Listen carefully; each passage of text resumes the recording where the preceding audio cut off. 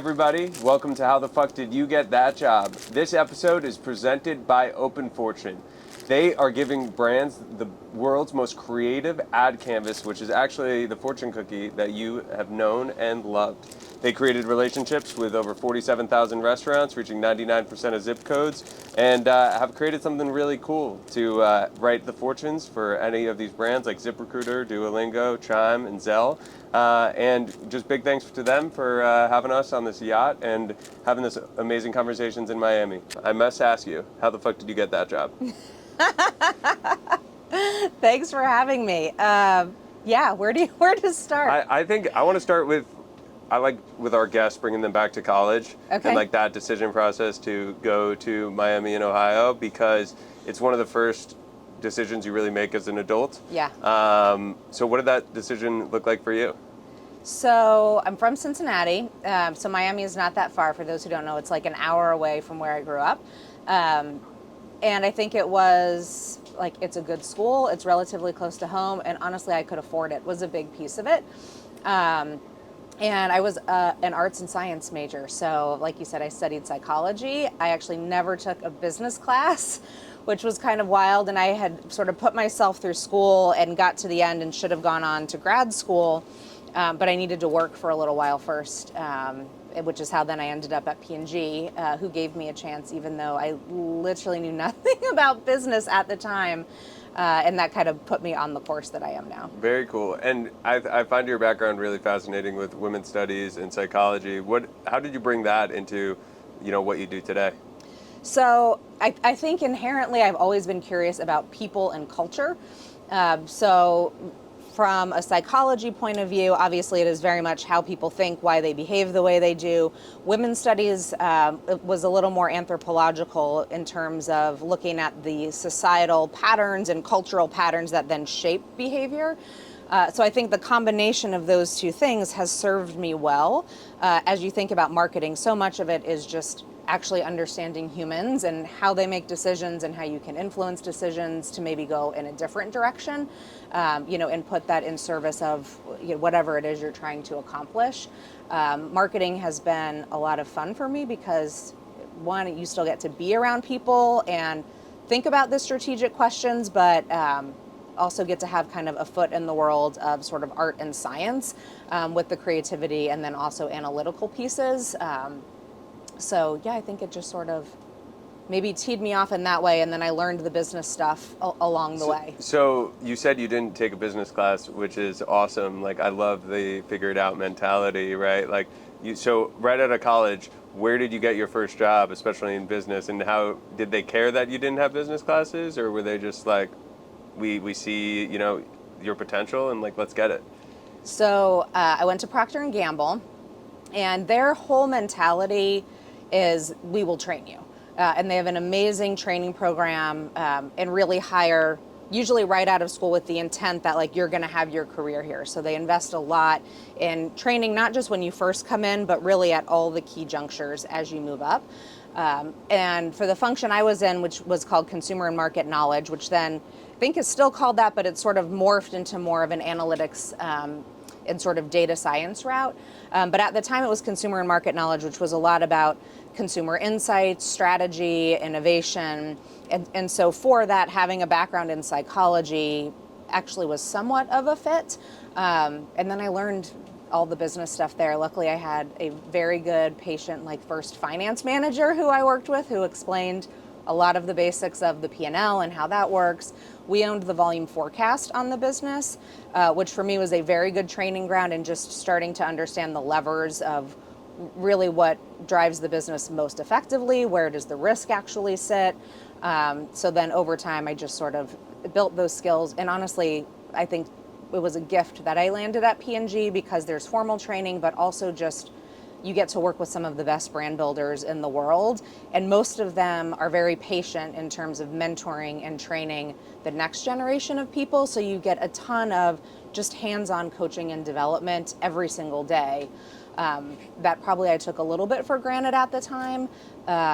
Now I appreciate it much more now that I've gone on to other things and maybe sit on the other side now of also realizing like it takes a lot of time and effort Sure. To invest in other people that way. But honestly, I kind of feel like I just got the career jackpot coming out of college, that somebody was willing to give me a chance, knowing that I probably didn't have every skill that would be required, but that I would pick it up along the way. And so what kind of data and like how did that play a role when you're like actually like learning these numbers? Do you remember like a first project where you were like stumped and then kind of finally like figured it out? Maybe not so much on data, because psychology has a lot of data in terms of like running studies, and a lot of what we were doing at that point at P&G was either partnering with the marketers on things like concept testing for new products, different packaging that we might do. I was working on Old Spice, which at the time was the only all-male brand in the company, and it was not Old Spice like it is now. It was like what you maybe historically would think of as Old Spice. It was like your grandpa's aftershave brand, like the whistle. And at the time, it was pre-Gillette acquisition, so it really was the only male brand. And P&G knows their consumer really well, but all of it was female consumers. So we were sort of this like rogue group of like, go figure out how we do anything with this brand that is all about men. And it was a lot of just scrappy stuff, because we didn't have databases, we didn't have comparisons, we didn't have a lot of the stuff you have at your fingertips at P&G. And it was a lot of us who were just young and relatively new. So it was just mainly figuring out guy culture. And that was sort of like exactly your audience is the target audience. It's kind of that like teens into early 20s, or at least it was at the time. So it was a lot of like, how can we take this really old brand and make it cool? Which no data will even exactly tell you how to do that. Cool so there was factor. a good amount of like gut. We had an amazing marketing director who was leading it, a woman named Alex Keith, who I think took a lot of creative risks, which is how you got Terry Crews and Sure. some of that, and the agency was amazing. But yeah, that was some of the first stuff that I worked on there. And then I went to the laundry business, which was a totally different ballgame, and spent many, many years doing that. So Procter Gamble has a lot of different brands. Like, which are some that like laundry list of names that you worked for? So on the brand side, I started on Old Spice and Secret. Then I went to the laundry business. So Tide, Gain, Bounce, Downy were some of the big ones. Globally, it would have been like Ariel, Bold, Lenore. Then I'll cut you off there. Yeah. I feel like laundry is interesting. It's interesting and not interesting at the same time, to me at least, because when you're marketing to everybody, you're kind of marketing to nobody. Like, how did that kind of play out in your strategy for the laundry biz? Yeah, so laundry was an interesting one. Take laundry in the US, because you have big brands, right? Tide's $1 billion brand, Gain's $1 billion brand. So you do have to appeal to a lot of people. The problem is, with that big of a portfolio, also having cheer, you needed to have niches, because otherwise, you're right, you would be not relevant to anyone, and you'd cannibalize the heck out of each other.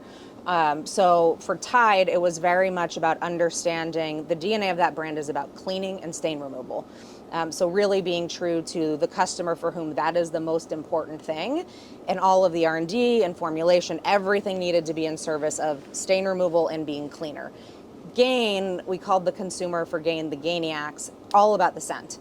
And so really the design target for that was people who like, it had to be clean, but maybe not to the level of what a Tide customer would want. And their way of knowing it's clean would be purely about the scent. And how long does the scent on the clothes last? A lot of technology from that. So really understanding two very different customers, both really big brands in the same category, but actually the way the product needed to look. The Tide advertising was very much what worked was category leader. Let me do a side-by-side of the stain coming out, and that customer really reacted to that. Where the Gain customer, you could lead with a lot more humor, a little more challenger brand like, don't take yourself so seriously, and that's what resonated for that customer. And then that allowed both brands to grow as long as you stayed true to what that brand should be about. Gotcha. And so inside Procter & Gamble, you're going from brand to brand. Like, what do those switches look like internally for you? So I love change, and I would say I probably actively seek out either things that are transformation, new and different, / just after a few years, I'm ready to do something else. I think a lot of people at P&G are that way, and when I was there, you would move every 2 to 3 years, basically, to a new assignment. What I loved about that is I like figuring out the new different things, so I did a couple of roles in new business development. I moved to the North America retail team and spent a number of years across the customer teams there. I think I like to be on a steep learning curve, and probably at multiple points took jobs I wasn't 100% ready for, and just sort of felt like I'm going to go and figure it out. And that's where I tend to be happiest. If I come into it and feel like, oh, I already know how to do this, or I've been doing the same thing for a long time, I don't think that's really where I do my best work, and it's hard for me to be as excited about that. It's interesting because I one of my favorite quotes from this guy, Darren K. Roberts. He's actually lived in Texas. He ran their sports administration program and it was an NFL coach, but he always says like stay in the deep end, and that reminds me of like kind of like that. Always kind of changing and like putting yourself in that struggling place. Like I'm curious because I haven't worked for a company that big, but when you're doing those internal changes from brand to brand, is that something that you're seeking out, or is that something that like one of the SVPs of marketing is just like, I'm going to poach you from here because I think you'd be a better fit? Some combination of both. So at P&G, there is a clear career pathing process, which is great. So you get a say of like, these are the next assignments that I would like. Your boss and mentors are also going to have a process for that of like, okay, we know the roles that are going to be opening on a similar timeline. Gotcha. And usually it's more of like, what are the skills that you want? So at one point I'd been doing the global brand side and I wanted to get more retail experience. So then there was a period of time where it's like, okay, when a role like XYZ opens up, then that could be a move for me, because I had said, hey, I want to go do the retail thing. I'd prefer to stay in North America, which then kind of knocks it down to like, okay, there's roles in the food channel, the club channel, and when one of these comes open, then you would be sort of on the slate of candidates to get that. So it's kind of cool that you get a say, but then you also have a lot of advocacy from people above you because there's a robust career development process. I would say other places I've gone since then, like very few companies have that. Yeah. So I think more often you have to seek it out yourself, but in that way, I feel like I was just very blessed that there was a ton of support. Was there one campaign, you spent how many years? 8, 9? At P&G? Yeah. Almost 14. 14. Yeah. So you spent 14 years at P&G. Like, how did you see the company grow and change over those 14 years? The company changed a ton. I mean, one, just the growth of brands, right? So the company acquired Gillette, which was a huge change, and brought some different skill sets, obviously. And it was a competitor prior. Yes. Yeah, it was one of those where I remember I was on a business trip and we like all came down in the morning and like the front page of the paper was like P&G acquires Gillette. We were like, oh, whoa, that's crazy. So that was a big one. We had a number of different CEOs and they all sort of bring their own bent, but I would say the constants were being customer driven. Obviously what changed in the time frame that I was there is data science, machine learning, all of that really brought a different bent, and digital, right? Yeah. When I first went there, we were talking about the TV copy and the print ads, like I'm old-ish, and really agonizing over those things. And then by the time I left, it was very much social and, how are we thinking about programmatic, and email was a much bigger deal. So really learning about how to build brands, still with the core tenets of being grounded in your audience and the insights and your KPIs, but having a lot more tools in the toolbox to figure out how you get there. It's always constantly evolving. I feel like most industries are, but especially in marketing, right, and social, like the ground is always changing underneath your feet, and it's like how you adapt to it, which most brands, especially in P&G, did a great job at. So it's funny, we were speaking to the CMO of ADT earlier today, and he talked a lot about like pivot points and major turner points in his career. But like, obviously, after 14 years, you decided to leave. What was, what made that the right move for you, and how did you know that it was the right time to like kind of call it quits?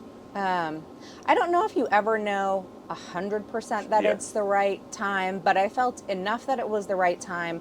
One, I'd had a lot of experiences at P&G. So I had done the global brand side. I'd worked on bigger brands, smaller brands, new business, retail. And were you always based in the same? Always based in Cincinnati. So I had a couple of global jobs where I traveled a lot. And then I had retailer teams that were all over the U.S., but always based in Cincinnati, which was nice. But I feel like I had sort of done a lot of what I could do there. And Cincinnati is a small city, and I got connected in with 8451, which is a wholly owned subsidiary of the Kroger company. It had been dunnhumby USA. Kroger had bought out sort of the data science and loyalty arm. And made them part of Kroger. So about 6 months into that, they were figuring out their journey, and I had gotten connected in with their then CEO. More like they were thinking about how they had all this data, and it was really good at a rear view mirror. And what year is this? This was 2016. Okay. So at this point, right, this is still like even early days of personalization and Sure. data science and machine learning, but weren't yet using it to drive bigger picture strategy at Kroger. And so I had sort of gotten connected in through a prior P&G mentor. And I had worked in the grocery channel, so I kind of knew folks at dunnhumby and at Kroger. And it sort of just turned into a job. It was one of those things of like, okay, we're going to stand up a team that could go do this. Like, would you have interest to do it? And I love the idea of having a white sheet of paper to come in and figure out something really new. I obviously had done the big company thing, and while 8451 was part of Kroger, they were really run, especially at that point, as a small company of its own in a different building. It was less than 400 people at the time. Like, we were doing HR systems on like an Excel spreadsheet because we were less than a year out of this split. So it was just a chance to try something totally new and different and have a bigger playing field to sort of build something from the ground up. Yeah, I think it's interesting going from such a massive company to like 400, which is like still like, it sounds like a startup.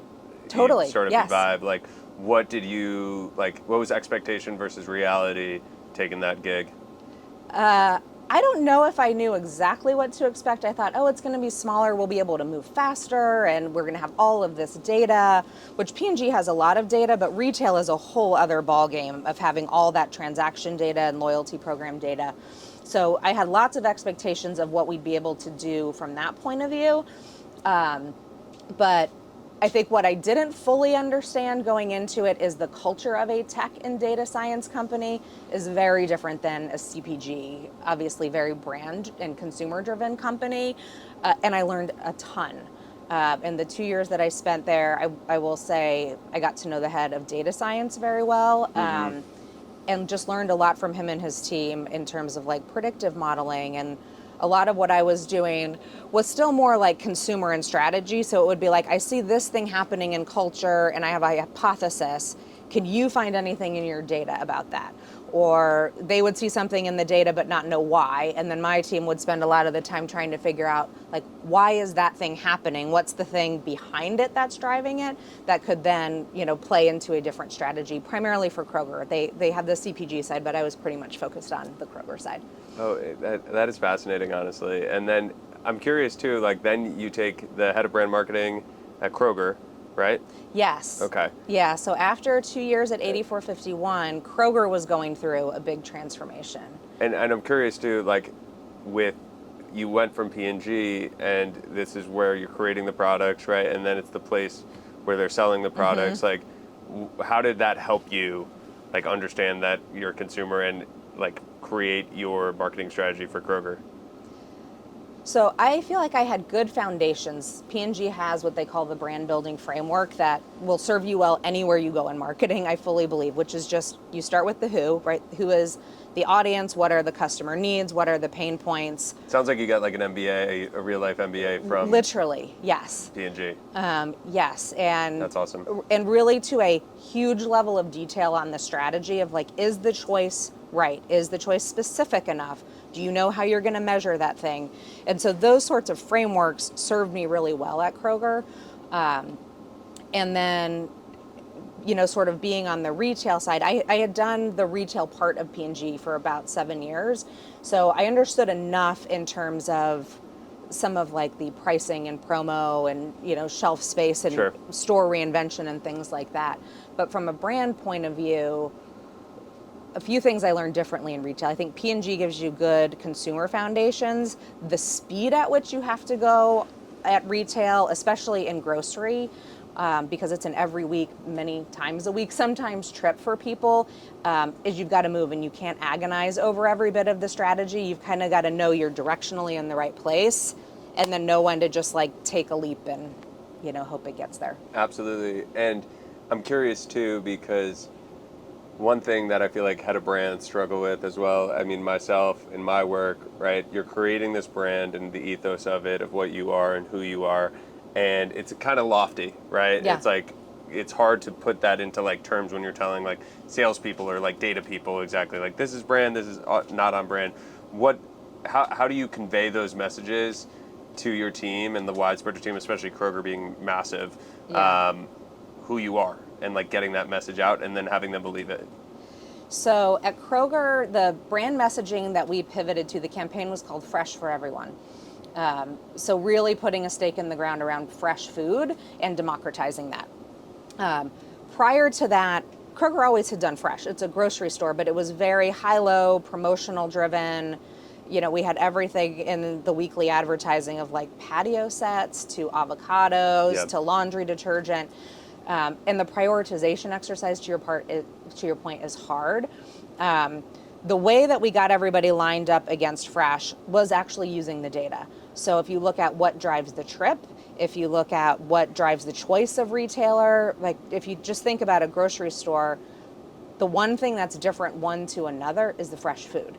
Like the bottle of Tide is the same wherever you go, Sure. much to P&G's credit on that. So we were able to use the data to say, look, this is the thing that's going to drive customer choice. It's the thing that's going to drive traffic. That rising tide of traffic will lift the other boats. So we're still going to sell paper towels and laundry detergent and all of that. People will put it in the cart when they come in. Mm-hmm. And then we had the beauty of a really great data science team who then helped stand up measurements along the way to show that we were making progress and it was driving sales. And what like key stakeholders did you have to convince there?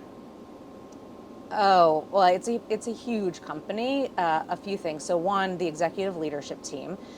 So Kroger is very promote from within, especially sort of on stores and merchandising. You have people who've been with the company a really long time, who know grocery inside and out.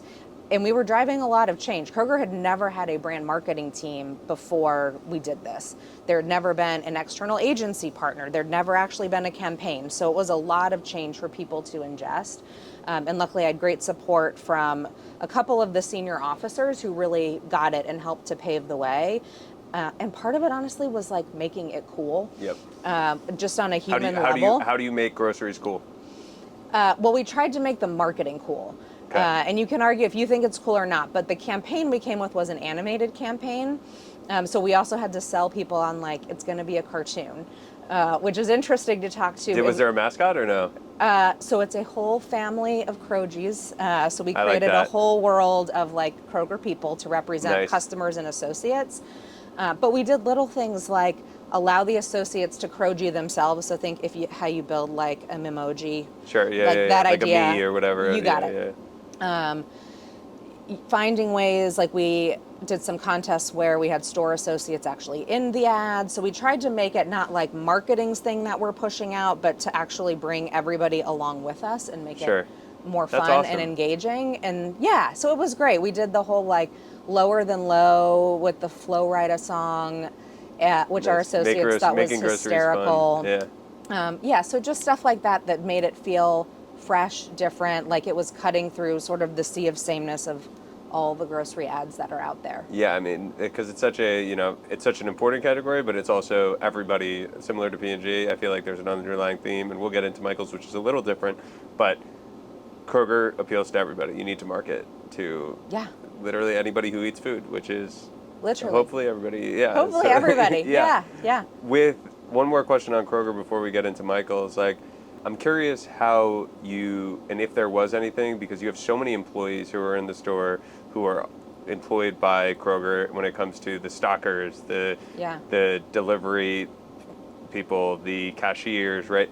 How do you explain to them what a Kroger employee should stand for? And was that part of your role at Kroger?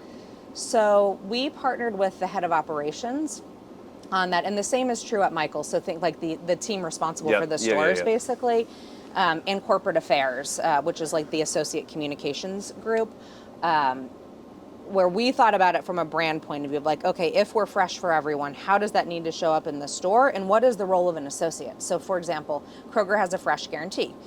So if you buy something and it's not as fresh as you want, you can bring it back to the store. Well, that relies on a good experience with the store associate who then needs to take the thing back and make it right with that guarantee. They had a whole initiative around like fresh and friendly, which really was driven by the stores team, but we worked really closely with them to align, like if we're going to be all about fresh for everyone, how does that then translate into what we're asking of store associates? I will say it's true of all retail. We see it at Michaels as well. There's a lot of turnover in the store associate population, and they have a lot on their plates. If you think about, they're the backbone. They are the backbone, right? They're like at Michaels, they're unloading the truck first thing in the morning. They're restocking the shelves. They're checking people out. They're answering all the questions, and they have a lot going on. So we cannot overload them with like, here are the 17 things you need to do to support the marketing. It really needs to be like very high level, 2 or 3 points of like, these are the behaviors you need to exhibit. So we give enough context about why we're doing things, but a lot of it is like, what are we asking you to do? Like make eye contact with each customer, or at Michaels, there's a lot about helping people figure out like, what can I help you make today? Sure. So usually they're working on some type of project or they're looking for a project. So how can we actually show up and be helpful to them getting it done? But if we try to overload them with all the reasons of our campaign, like it'll just totally get lost. Yeah. Amazing. Well, I'm stoked to get into Michaels, and I have to dedicate this episode to my mom, who brought me to Michaels all the time as a kid to get little lanyards, and she was an artist herself, so we would go all the time. So when I knew that I booked you, I was like super stoked to just, because I have very fond memories as a child going to Michaels and picking out the arts and crafts stuff. So what about Michaels, like what made that the right call for you, right? You've always been in kind of more Kroger and P&G can go more synonymous with each other than Michaels, but how did that opportunity come up, and what made it the right move? Yeah, so I think kind of the same thing. So someone had reached out to me about the Michaels role. I had only ever done 2 really big companies, and we'd sort of finished a phase of the transformation journey at Kroger. We'd relaunched the campaign, we'd done a lot of media transformation, a lot of personalization, and the opportunity came up to try something new. Michaels is private equity owned, which was a totally new space for me. They were at a point in the journey. Apollo had purchased Michaels a year before I got there, basically. So and for our listeners, Apollo is a holding company, or? Yes, private equity firm. Private equity, okay. So they bought Michaels out, took the company private, now fully owned by them, brought in a lot of new leadership really to transform the business and the company. And they had been working for about a year on getting the foundations right. So thinking about the supply chain, the store operations, like really getting it running well, is sort of what the leadership team did the year before I got there. And then we were expanding into a number of growth initiatives, and sort of marketing then needed to be a piece of that on like, how do we now tell the story? And so you talked about modernizing the stores. How have you gone about that? So a lot of the work in the stores has been some simple things, which are not inherently simple, but like self-checkout. Checkout had been a pain point. We heard feedback from customers that our checkout was too slow. So we've now introduced self-checkout. It's in 300 stores and continuing to expand. A lot of it was about getting the assortment right, cleaning up the signage, so that it's actually clear what's where and what the price is on the thing that's on the end cap, like kind of basics of blocking and tackling, and then bringing in experiential, right? We're a creative brand, we're a creative retailer, so bringing more classes and events into our store. So like every Sunday we do a free make break that's very family and kind of kid focused, where you can bring your kids and do like just a little project on a Sunday afternoon for free, all the way up to like we have classrooms in most of our stores where you can take a more advanced class, which might be something like learning a more advanced like knitting project or wood burning or oil painting from someone who's sort of a more professional creator. Talk to me about loyalty and how important that is when you were, because I feel like at least my mom, she was extremely loyal to Michaels, like, and would always go in at least once a week. And I'm sure a lot of people are. That's awesome. I'm sure a lot of people are like her, who like, it's usually not a one-time buyer, right? Yes. Yep. How do you go about like rewarding your customers for having that brand affinity? Yeah, so we relaunched our loyalty program May of 22, so just a little over a year ago. So pretty new. Yeah, pretty recently. Yeah. And Michaels had a loyalty program longer term, but we heard it was a little confusing. So customers would get rewards, they didn't exactly know how they got them. Sure. It was very CRM driven. And we went to a much simpler program, which is just you get 3% or 6% back every day, depending how much you spend in a year. Or if you have our credit card, you get 9% back on every transaction. And then there will be, maybe some promotions or things where you could get, a little bit more than that, at like a CRM offer, Sure. something like that. But literally it is giving people value every day. And then also recognizing their loyalty. So recognizing them as a 6% loyalty member. We spend time also thinking about new products and innovation. So how do we make sure you're part of our loyalty program? We should talk to you like we know you. So if I know you, like your mom who was coming in that frequently, we probably would see a pattern of like if she was a yarn person, like what did she make? Yarn, and then a lot of paper mache. Oh yeah, okay, cool. So we would know, okay, this looks like someone who likes to create in these two areas. I should probably be sending more of like right now as we're going into fall. Versus less gardening or whatever yes, it is. exactly. Or like Halloween resin products or something else. Yeah. So I think there's as much the give and take of giving the value Very back, cool. but some of the value is intangible. It's like Sure. actually making people feel like you know them, you appreciate them, and send that them also stuff goes that's relevant. that also goes to the cashiers and stuff. If they know and they recognize somebody, Huge. like keep on. If you know the salesperson checking you out, you're going to come back and have like a nice interaction because people are craving that. With, online buying being way higher, I feel like there's still a lot of brick and mortars stores for Michaels. Absolutely. Just driving around, I see them everywhere compared to like a lot of, let's say, Blockbuster, which is now shut down. How do you manage the pros and cons of both and change your marketing differently? Yeah, so one, we think of it as an ecosystem where the two need to work together. And we are actually still opening new stores. So we're actually in a growth mode on our stores as well as on the e-com side. I was curious about that because I was going to make the inference that I feel like Michaels is one of the only stores where it like makes a lot of sense to have a brick and mortar because you need that quick things more than like, I don't know, there's a lot that have just failed. But yeah, I cut you off. Yeah, and people like to come in. Right, most people they'll say like, "Oh, Michaels is my happy place. I like to go browse." Sure. And it's a creative space, so people like to go see the different yarns. They want to touch it. They want to see what the texture is. And we've expanded into small format, which has allowed us to get into some smaller markets where we previously weren't. So it allows us to serve new groups of people than we could. E-com is also super important. We actually launched our third-party marketplace business in February this year, which as a specialty sort of creative retailer is a really big deal because you can think about the long tail of painting supplies or crochet supplies or whatever it is. You can get very specialized. Sure. So the e-com sort of endless aisle piece plays a huge role for us, especially as people get more advanced in their craft. Sometimes they want some specialized things that might not make sense for us to have, especially in a small format store. Sure. But it allows us to offer those things in a way that people can easily get them shipped. And we do pick up in store as well. So you can do like place an order now, and then you could go pick it up in an hour, at the store down the road from you. Very cool. I have a couple more questions before we start wrapping up. But it's funny. I feel like my mom is an underlying theme of this episode because she loved Michaels so much, but she also loved TJ Maxx. That was like also and similar branding.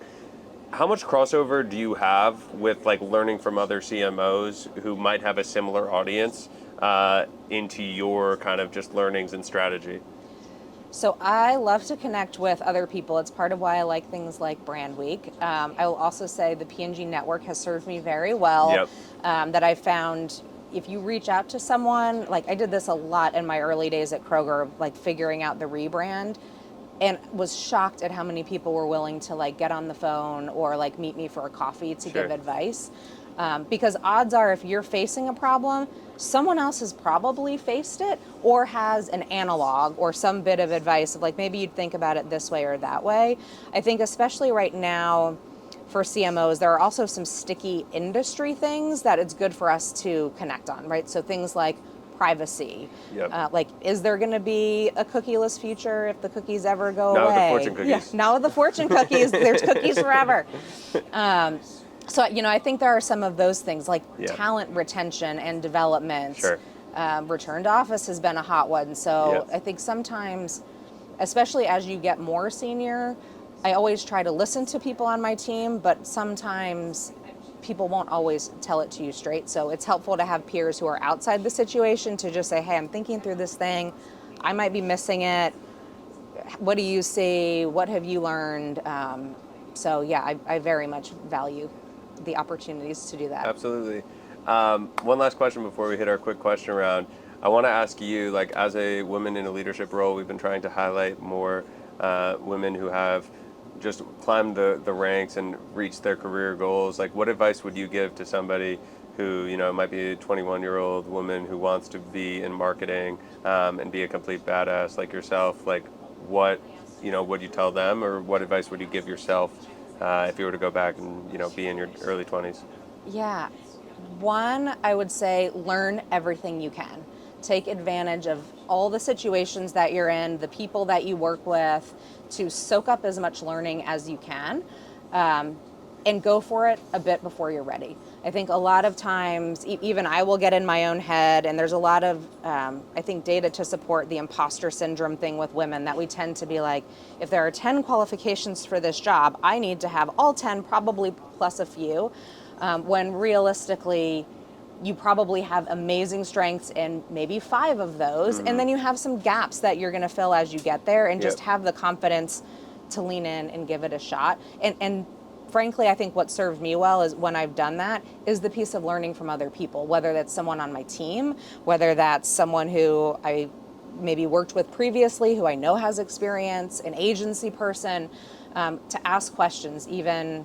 Like, don't worry about looking dumb. I could tell you, especially in like some of the early days when I moved to marketing, I probably asked a lot of very dumb media questions and had a very wonderful media leader who was so patient to explain all of it. And then once you've got it, now you can run really fast. But I think sometimes we hesitate to go for it and to ask the questions that probably other people also have, but aren't brave enough to actually ask. I think that's awesome advice. And I love that, staying in the deep end and just pushing yourself when you may not know if you're ready. And I love what you said too earlier about you weren't 100% sure, right, about taking the jump, and it worked out. So I think that's a great place to start our quick question round and start wrapping up this episode. So today's quick question round is brought to you by OpenFortune.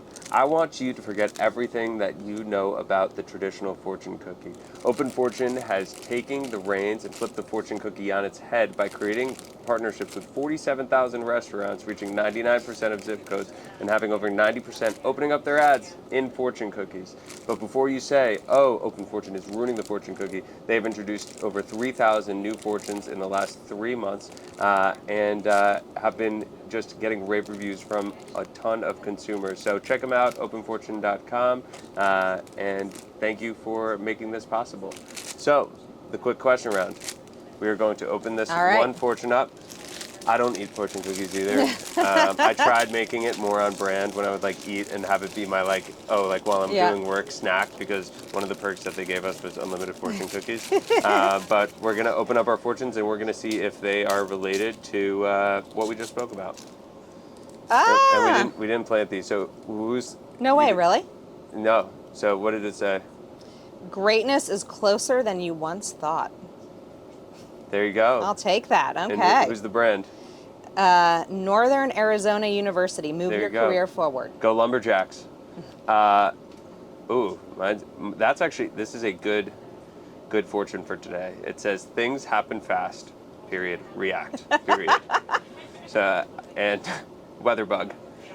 So, I'm reacting fast. We're getting it in. So let's end with the quick question round. Again, thank you for OpenFortune for making today possible. Okay, we got 10 questions we're going to throw at you quick. Just react, left, right, as fast as you can. Person you'd most want to sit down to dinner with, dead or alive? Taylor Swift. Oh, you're a Swiftie. Oh, Part of the cult. And I'm just fascinated by her. I think what she has built is incredible. It's inspirational. I have an 11-year-old daughter, and I think she has just become such a positive female role model for these Yes. girls, like, love it. New Michaels collab, potentially? I mean, in my dreams, if she's listening, yes, we would love that. Favorite city in the world? New York, Manhattan or Brooklyn? Manhattan. I'm a Brooklyn guy. It's all right, though. We can still be friends. Is it okay to sleep with socks on? No. It is. Smelly feet. Yeah, I say it's okay. Is it? Do I do it? No. But if you want But to, it's if it's acceptable. really cold, okay. Favorite Miami, Ohio graduate? Oh, do we have? I don't know that we have. That's bad that I can't think of any famous ones. All right, let's look some up. We're going to do this real time. All right, let's do it. I'm going to give you an option. And don't tell me Ben Roethlisberger. That's the one everybody knows. You can't. All right, we got a couple. President Benjamin Harrison. Okay, I feel like that's former going back. Speaker of the House, Paul Ryan. Okay, I did know that actually. And Big Ben.